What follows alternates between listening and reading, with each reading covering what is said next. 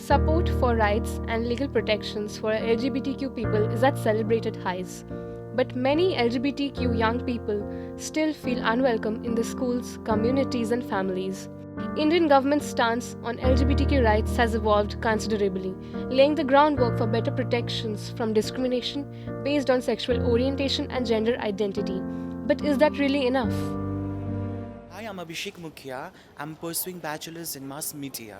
There are some significant changes after the decriminalization of Article 377, but the changes have its own pros and cons.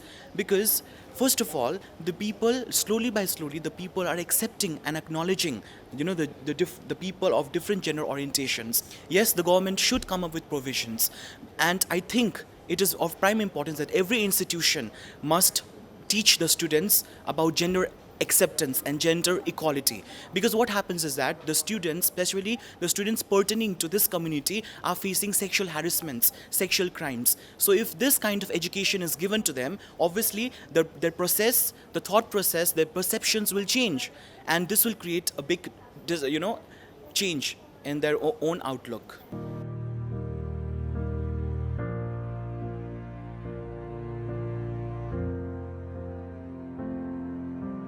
UNESCO has conducted several surveys which proved that educational and training opportunities are often denied to LGBTQ persons due to harassment and violence.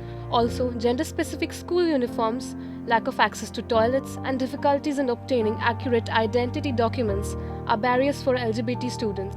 Studies have concluded that 84% of participants in any survey have reported of being bullied, and only 18% of those cases were reported to the authorities.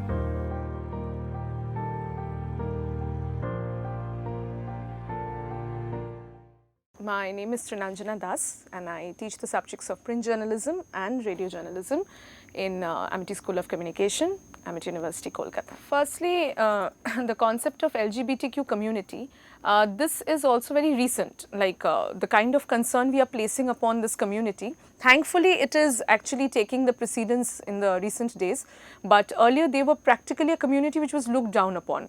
So it is of course a vicious cycle, I have to admit, and at the same time the good thing is that people are raising awareness about it, and they are coming to terms with the fact that they must also be respected and accepted in the society. Frankly speaking, I wouldn't call them professional challenges. What is the main problem is that if you see somebody who is not adhering to the norms of the acceptable standards of the society, are considered as people who should be looked down upon.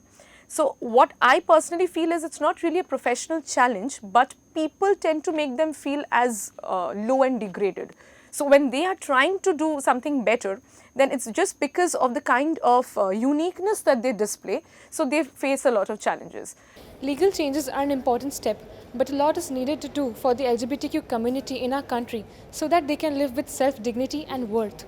Educational laws must be amended to include a spectrum of genders and not just male and female, such that they are not subject to violence and abuse as adults. And lastly, we all should remember that homosexuality is an identity and not just a gender.